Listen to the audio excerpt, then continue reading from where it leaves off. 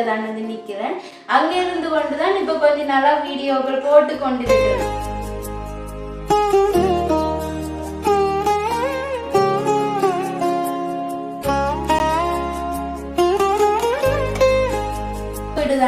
சொல்லுவினம் வீடு புதுசா கட்டினா வந்து அங்க நிறைய சாப்பாடுகள் சமைச்சு கொட்டி சிந்தி சாப்பிடணும்.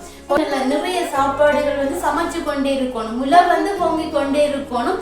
அப்படி என்றால் வந்து அந்த வீடு விருட்சகமாகும்.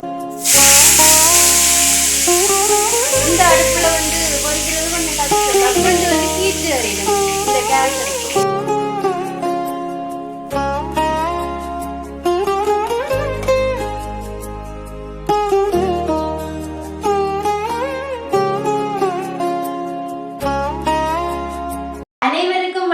மற்றொரு காணொளியூடாக உங்களை சந்திக்க வந்திருக்கும் நான் தாரகா. இன்றைய தினம் நான் வந்து எங்களோட முதுசாக்கா விட்டதான் வந்து நிக்கிறேன். அங்க இருந்து கொண்டுதான் இப்ப கொஞ்ச நாளா வீடியோக்கள் போட்டு கொண்டிருக்கிறேன்.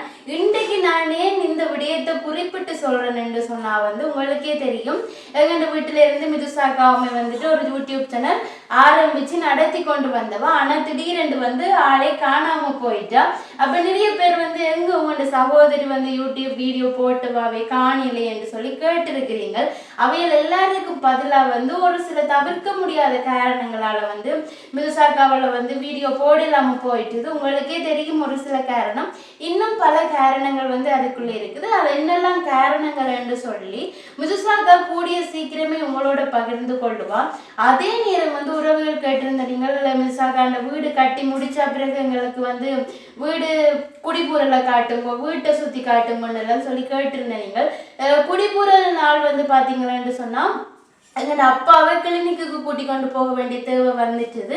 அதால வந்து உண்மைக்குமே குடிபுறலுக்கு என்னாலேயே நிக்கலாம போயிட்டுது. அதால அந்த வீடியோ எடுக்கலாம போயிட்டுது.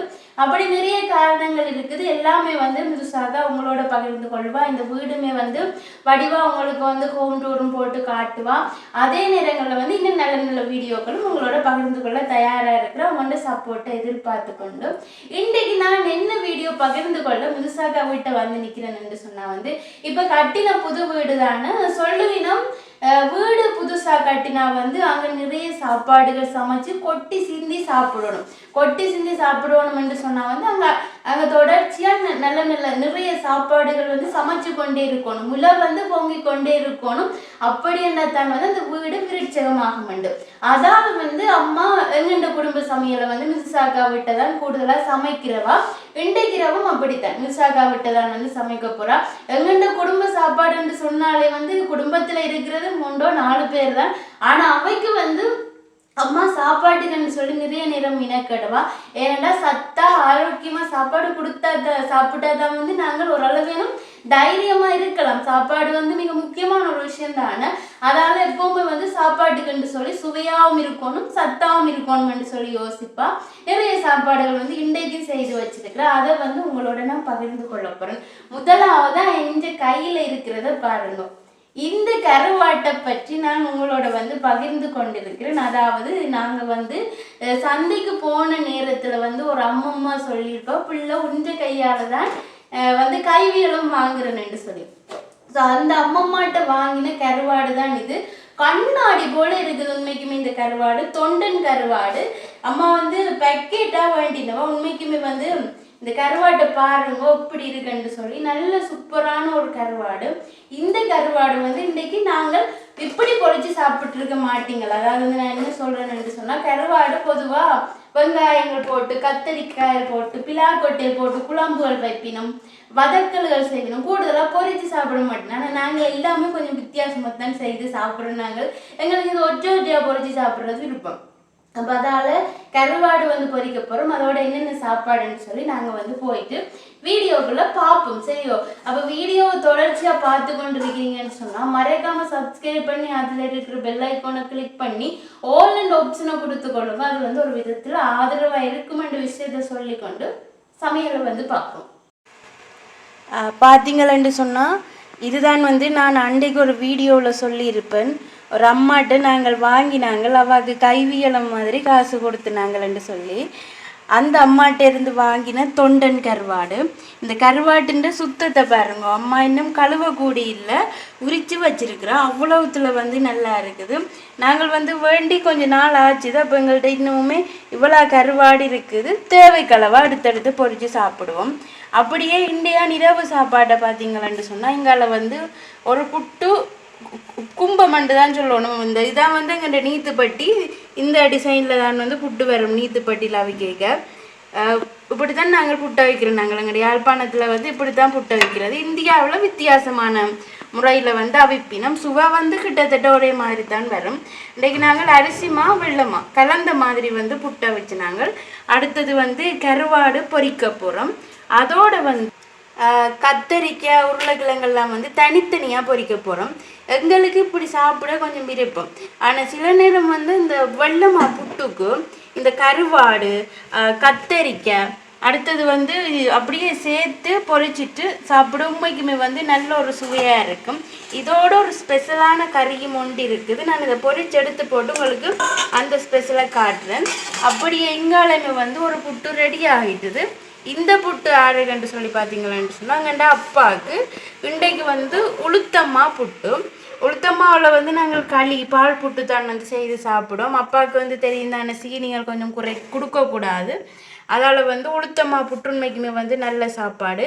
அப்படியே வந்து கொஞ்சம் தேங்காய் வந்து எடுத்து வச்சிருக்கிறோம் இந்த புட்டோட சேர்த்து கொடுக்குறதுக்கு. அடுத்தது வந்து புட்டோட கொடுக்குறதுக்கு வந்து வாழைப்பழம். இந்த வாழைப்பழம் கொடுக்கல, அங்கே இதர வாழைப்பழம் வந்து கிடக்குது, அதுதான் வந்து கொடுக்க போகணும். இது கொஞ்சம் சரியாக கனிஞ்சிட்டுது. அவைக்கு வந்து கொஞ்சம் கேப்பதமாக தான் கொடுக்கணும். உள்ளுக்கு இருக்கு இதர வாழைப்பழம், அப்போ அதுதான் கொடுக்க போகிறோம். இப்போ வந்து பார்த்தீங்கன்னு சொன்னால் கருவாடு கத்தரிக்காய் எல்லாம் பொரிக்கிறதுக்கு வந்து சட்டி வச்சாச்சு. கருவாடெல்லாம் வந்து ஒற்றையாக தான் பொரித்து சாப்பிட போகிறோம். இப்படி பெருசாக ஒரு திரும்பி வந்து சாப்பிட்டு இருக்க மாட்டினோம். என்னடா பொதுவாகவே கருவாடுன்னு சொன்னாலே கத்தரிக்காய் அதெல்லாம் போட்டு சாப்பிடத்தான் வந்து பொதுவாக எல்லாருக்கும் பிடிக்கும். ஆனால் இன்றைக்கு நாங்கள் வந்து கறிக்கு துணியாக தான் செய்ய போகிறோம். அதால் தான் வந்து ஒற்றையாக எடுக்கிறோம். இன்னும் வந்து சரியாக கீட்டு ஏறிட்டு நான் வீடியோ எடுத்து கொண்டிருக்க சிக்கலில் முடிஞ்சிடும். நீங்கள் வந்து கத்தரிக்காய் முதல் பொரிப்போமா, கத்தரிக்காய் முதல் போடுங்க. இது வந்து பார்த்தீங்கன்னு சொன்னால் மிதுசாகாண்ட அடுப்பு தான். மிதுசாகாண்ட அடுப்பு கொஞ்சம் அவா போல வேகம் கூட. இங்கே பாருங்க, இது வந்து இந்த கூட்டி குறைக்கிறது வந்து வித்தியாசம். இப்படி என்று சொன்னால் கூட்டுறது, இப்படி என்ன குறைக்கிறது. அம்மா வந்து இப்போ ஃபுல்லாக குறைச்சி தான் விட்டுருக்குறா. பொரியல்களுக்கு வந்து நல்லா குறைக்கணும். என்னென்னு சொன்னாங்க, நல்லா குறைக்கவே இப்படியான ஒரு நிலைமைக்கு வந்துட்டுது. அப்போ நான் என்ன செஞ்சு விட்டேன், குறைக்கிறேன் என்று சொல்லிட்டு அப்பளம் பொரிக்கிறப்போ கூட்டி விட்டுட்டேன். அது வந்து என்ன நடந்துட்டுன்னு சொன்னால் அப்படியே நெருப்பு பற்ற வளர்க்கிட்டு நல்ல காலம் உடனே வந்து கேஸை நிப்பாட்டிட்டு நாங்கள் வந்து சட்டியை வழியால் எடுத்து தண்ணி ஊற்றுறோம், நெருப்பு பொங்குது. அப்படி வந்து நிலைமையில இருந்தது.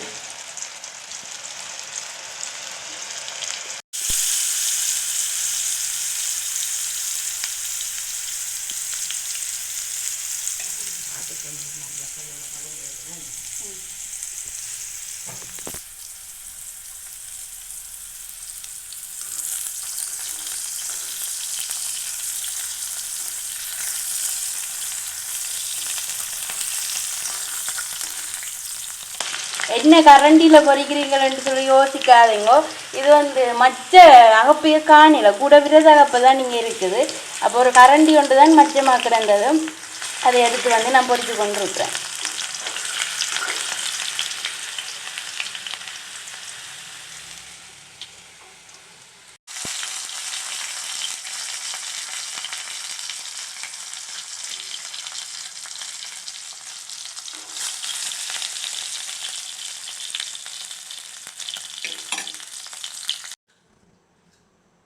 சரி, அப்படியே பாருங்க, அரிசி மா புட்டு வந்து உருத்தி விட்டாச்சு.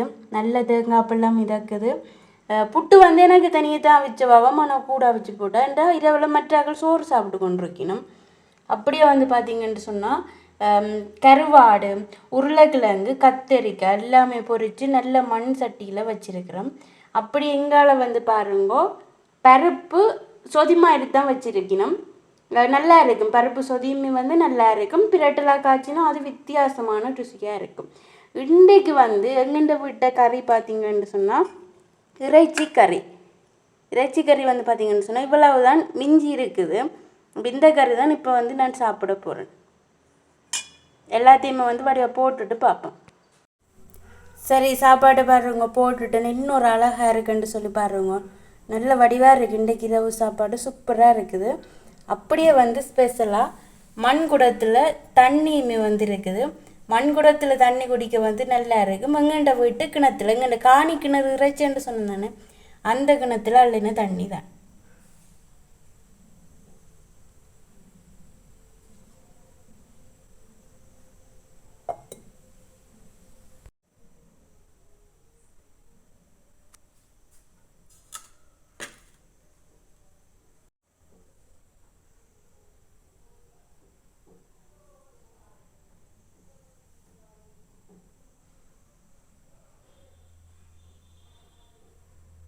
சரி அப்படியே வந்து நான் சாப்பிட போகிறேன். நல்ல மண் கோப்பையில் இன்றைக்கி வந்து நல்ல ஒரு சாப்பாடு தான் சாப்பிட்டு பார்க்க போகிறேன் எப்படி இருக்குன்னு சொல்லி. நீங்கள் வந்து உங்கள்கிட்ட விட்டு என்ன இன்றைக்கி இரவு சாப்பாடுன்னு சொல்லி மறைக்காமல் சொல்லுங்க கமெண்ட்ஸில். நான் தெரிஞ்சு கொள்ளுவோம் என்ன சாப்பாடுண்டு. வந்து நிறைய நாளைக்கு பிறகு இப்படி பொடியல்களோடு எல்லாம் சேர்த்து சாப்பிட்றது நல்ல ஒரு வித்தியாசமாக இருக்குது. சாப்பிட பார்க்கவும் இப்படி இருக்குண்டு.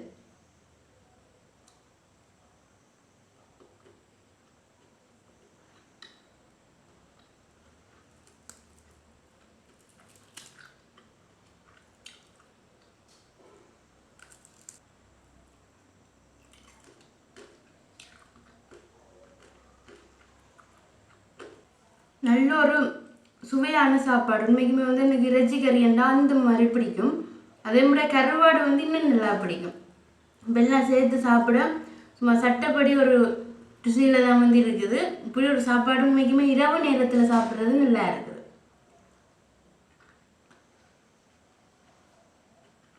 இந்த வெளிநாட்டுக்காரர் வந்து வாரது கூட ஆயிட்டு எங்கள் புலம்பெயர் உறவுகள் எப்படின்னு சொன்னால், நான் வந்து பஸ்ஸில் வரைக்க நேற்றைக்கு கூட பஸ்ஸில் வரைக்க வந்து கண்டினான் புலம்பெயர் உறவுகளை. அவள் எப்படி புலம்பெயர் உறவுகள் என்று அடையாளப்பட்ட அடையாளம் கண்டான்னு சொன்னால், அவன் தமிழ் வந்து வித்தியாசமாக இருக்குது. அதில் ஒரு தம்பி வந்து தமிழை கதைக்கல. அவர் வந்து எங்கிட்ட பஸ்ஸில் வந்தவினம், ஒரு குடும்பமாக வந்தவினம்.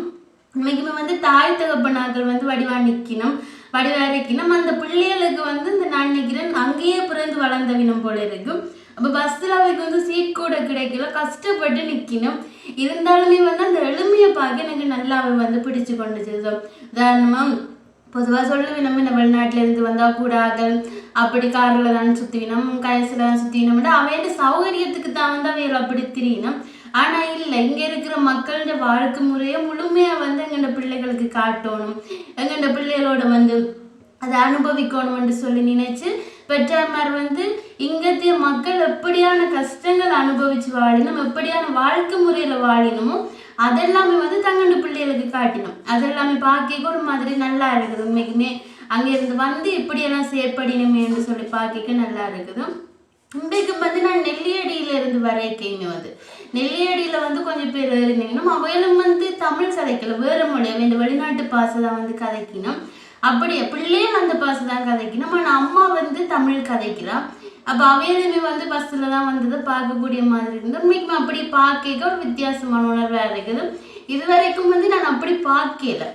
அதாவது இங்கே இருந்து போயிட்டு ஒரு 2 வருஷம் வெளிநாட்டில் நின்று திரும்பி வர்றாக்கள் வந்து இப்படி அது சகசம், அவைக்கு வந்து வாழ்க்கை பழகி இருக்கும். ஆனால் அங்கேயே பிறந்து வளர்ந்த பிள்ளைகளுக்கு வந்து எங்கெண்ட மக்களோட ஐக்கியமாக போகிறதெல்லாம் பார்க்க ஒரு மாதிரி நல்லா இருந்தது. அதெல்லாம் பார்க்க உண்மைக்குமே வந்து நல்ல ஒரு வித்தியாசமான ஒரு அனுபவமாக இருக்குது. அதை பார்த்து எங்களுக்கு கண்டிப்பாக அவைக்குமே வந்து ஒரு வித்தியாசமான ஒரு அனுபவமாக இருக்கும். இப்போ நான் கதைச்சு கொண்டு இருக்கிறேன், சாப்பாட்டை கைவிட்டு சாப்பிட போகிறேன்.